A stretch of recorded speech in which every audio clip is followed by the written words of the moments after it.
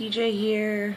This is day 13 post-op, and I'm coming to you after I've had a very relaxing day, and I just took a shower and thought that I would put on some makeup today and feel better, and I do. I have on some regular like sweatpants clothes and a t-shirt instead of pajama like, so that makes me feel better. And I've been real positive lately. Past couple of days have been very positive. I spent the day yesterday with my mom, and we were out in the sunlight, and we just stayed out all day. I didn't do a whole lot of walking. Some of the shopping that we did, I had to sit out and sit in the car because I needed to take it easy. My doctor says let pain be my guide, and I do still have an awful lot of pain. I still have bruising from the hospital, and I have this pulling in my hip still when if I sit on our couch, which is too low, and I try not to do it too often, and I sit back into our couch, I have to have help, like one or more people to pull me forward and then lift me up, because it's so like low and then like deep, and my hip, I can't move my hips, like I can't move my hips rolling in bed from side to side, and like if I'm sitting in a chair and I want to pull my butt up from the position that I'm sitting in, I can't do that because of my right hip, and it's like my lower back right, like a pinching and then a pulling in my hip.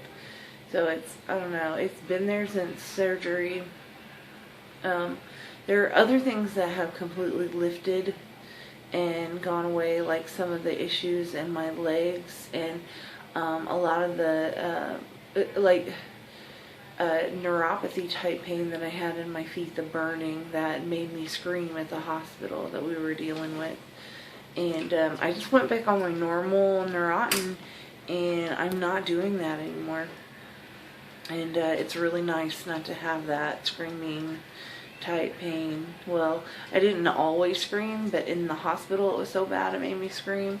But I'd had it before, and it didn't always make me scream, but then sometimes it did. So it just kind of depends on its mood, whatever the nerve is feeling. And so the doctor said that all that's going to settle down. It's just the nerves are jacked up. They've been sitting a certain way and been doing what they want for a while, and they've been moved around. So got some jacked up nerves going on in there. So other than that, there is a bit of sciatica, radiculopathy is what they call it. It goes down my buttocks and in my thigh, and a little bit in my calf sometimes. But then I also have like Charlie horses a lot in my calves. So I'm having like a little bit of mixed stuff with that. And I don't know, it's hard to explain. Like the pain from leaving the hospital and like my first week home was really, really harsh and hard to deal with, and I needed a lot of support then. I needed support from my family and friends more than I've ever needed my first week post-op. But the second week has been letting up a little bit of pain, and me getting out more and being more active gradually, taking it slow. I found out on day 5 I went for a walk and I did a block, and I talked to my doctor's nurse, and I wasn't supposed to do that yet. And on the Dr. Grimm's instructions for spinal fusion surgery, said I wasn't supposed to walk for more than 10 minutes when I first get home and around the house. So I kind of messed up there. Like, I remember them telling me once I get outside to watch for raised concrete, and I thought that I was doing good. I thought they meant like when I get home, but they meant like when I gradually get to the place where I can go outside and walk, not as soon as I get home. So I don't know. Boo-boos, lots of boo-boos. I've had some other things going on with family and emotional trauma from being so drugged up, I guess. What do you call it? Inebriated and you know, caught up in feelings. And when, you know, I'm caught up in the feelings and feeling shitty, the only thing that's going to come out of me is shitty. So can't say that I treated all my family and friends right, but, and I can't say that that justifies it either, but I was on some strong meds when I came home, man. I had a Dilaudid drip and morphine drip, and coming off that, I had shots of that in my IV with Oxy-IR every 2 hours in between. And so I was really doped up whenever I came home. And I came home at like 4 days post-op, and by like 6 day post-op, things got chaotic in the home. And yeah, we've just moved forward from that, and I'm no longer on such strong doses of pain medicine. I've even been going like 8 hours without pain medicine when I'm prescribed every 2, and that's just not even necessary anymore. I'm doing a lot better than that. So anyway, there's a lot less stressors in my life, which is important because the doctor and the nurse said that you know, I don't need to be getting really upset. Like, I was getting so upset to the point of like hyperventilating, crying, and you can't do that when you've had a back surgery, because that tenses up your muscles, and that will cause your healing time to prolong. I didn't know that. Still trying to figure out how all that really kind of makes sense to me, but I'm kind of like, well, I should listen to my doctor because, you know, they kind of got me through it last time, and they've been through this, and I want to get better. You know, I keep telling people I wish that I could just wake up and all this would be gone, and like my incision would be healed and I could just jump up and like run a marathon, but that's not going to be the case for a while, long while. You know, I'm part of a support group online, thank God. You know, they said that it takes 18 months for some of the nerves to settle down. That's, you know, the nerves that are all hopped up on Mountain Dew inside me. And, you know, like a complete healing. They say it takes 6 months for the fusion to like heal, but the complete healing would be like a year, you know, to even see if there's going to be fusion. And I didn't fuse the last time, so we got to find out if I'm going to fuse this time, and then like what's my options then, because I can't walk around with a wobbly spine. I mean, this has to work. So, you know, and then, you know, like my whole prognosis is, you know, are we fusing the level above? We've got L5, S1 and L5, L4 done, but L4, L3 is still bulging and degenerated, and then I've got pain in my upper back, and we're doing an MRI on my thoracic, I can't even pronounce that, thoracic part of my spine. So we have to see. We've never even looked at my neck even, you know.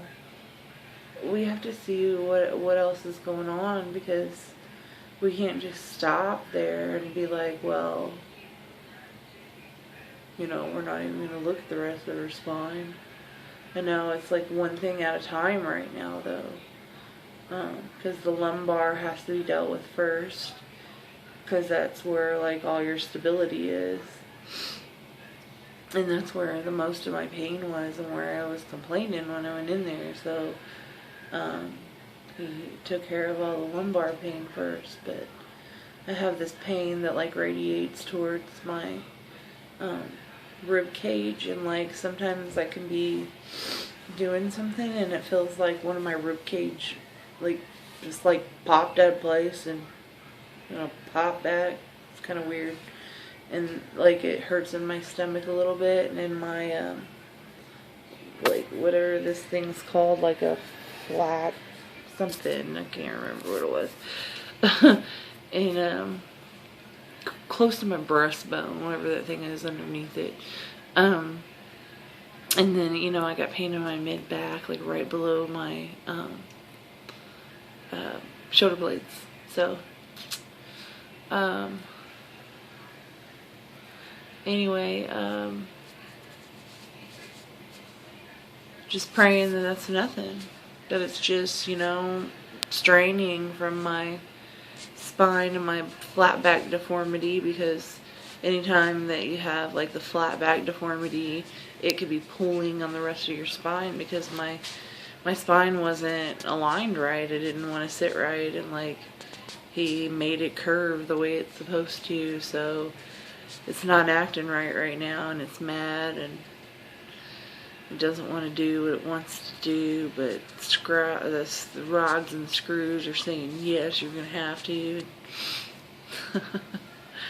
So, I don't know, I'm happy that week 1 is over, and the insanity is over, and I can start new and fresh, and today's a new day, and, like, life is good, and I have my husband, and he loves me, and everything that's important is straight. And even though, like, I have a daughter that's totally mad at me and chooses not to forgive me, I say choose, because it is a choice. I did today clean my side of the street up, and I let her know I love her.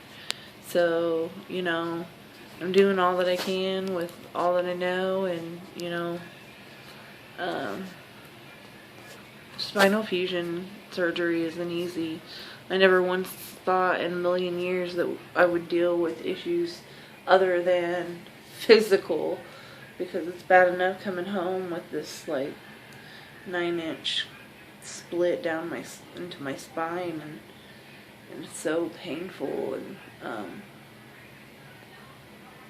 now I've got a little bit of itching going on because it is trying to heal, and it's healing good. And then, you know, I have to constantly have ice packs. Like, it's the only thing that, like, takes, like, the burning down. And, you know, dressing it, we haven't been able to get the right dressing, and we've used, like, gauze and tape, and I'm allergic to a certain kind of tape, and paper tape don't work, and so we wanted these certain kind of bandages with the brand name of Terra, because they're just the best ones, and trying to find them everywhere, and, you know, we finally did, and then they were $3.19 a piece because they were the 10x4, because this is a way bigger incision than my last one, and it's just like, oh, all of that, and then the pain I got on the inside with my hips, and, you know, it's a physical struggle, and then, like, tack on some emotional stuff with it, and you're just like, wow, I didn't know it was going to be so hard, but I'm getting through it, and I will get through it, and, like, what doesn't kill you makes you stronger. And my scars are just battle wounds, you know, and they just prove how strong I am. And there's nothing that I can't get through without my God. And the thing is, you know, I know who I am, and I know who I'm not, and I know who my God is. And there's a big difference between, you know, knowing who your God is, or just like going to church, or just like believing in a God, but like knowing who your God is, like really knowing, and like believing, you know, in what your God says about you is you, but knowing your God, like having a relationship with your God, like talking with your God and knowing who your God is, that's what makes all the difference for me, because I know that He is here, and He has been here, and He was there in surgery, and He's always going to be there, and He's here through recovery. And when I call out to Him, He's right there with me, and He holds me through it. And when the pain gets tough, I hold on to Him, and I'm never alone. Even when I feel alone, when I feel like, you know, I wish my friends were here, or someone would just call and check on me, or I wish someone would come visit and make me feel better, I don't let that get me down, because I know my God, and I know that my strength through Him, I can do this, and I don't need that. I just need my God. And continue to focus on Him, and focus on my studies, and there's this thing inside me that says, okay, maybe it may not seem like I'm healed on the outside right now, because I have this big gash and I'm going through a lot of pain, but it's like, I am already healed. I'm done. I'm healed. I'm walking in my healing. Like, it's done. It's finished. I'm just at the part where I gotta finish it up, and, you know, I have to catch up with the actual healing.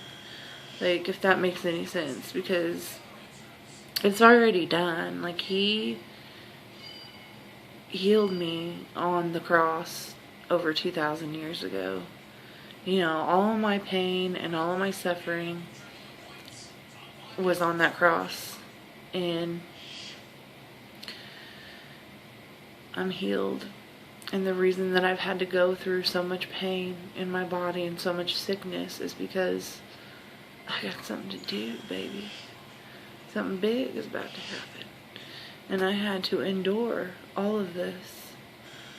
All the heartache, all the pain, all the feeling low because I'm not working, and feeling as people were judging me, and feeling as if maybe I won't ever get better. I had to endure all of that and go through that motion so that I could come to this place to where I could say, no, that's not it. That's not it, because I know my God. I know my God, and I know that I am already healed in Christ Jesus. And it's already been done. It was done on that cross. And all I have to do is pick up my cross and walk. And today I'm going to pick up my bed, and I'm going to clean it up, and I'm going to walk. And that, you know, grace and mercy are here, and I don't have to earn that. He loves me, my God. He loves me, and He's here, and He's holding on to me. He talks to me. He's with me. And I don't have to earn that. I made big mistakes here recently. That doesn't mean He's shunning me. He's still right here with me. God knows I made mistakes. And He also knows my heart, that I wish I hadn't made those mistakes, and that I've asked for forgiveness for them. And I've asked forgiveness from the people for them, and I've asked, you know, I've tried to make amends and clean up my side of the street for them. I'm not perfect, but I am getting better every day. But anyway, that's day 13. And it got real deep, but I'm I'm glad I got to make a video and update you guys. And I'm going to keep going. And I'm going to keep getting stronger. And there will be a day where I'm out walking and possibly running, because that's the dream. You know what? I will be running. That's the dream, and dreams awaken. So, you'll see me one day. I'll be running around you.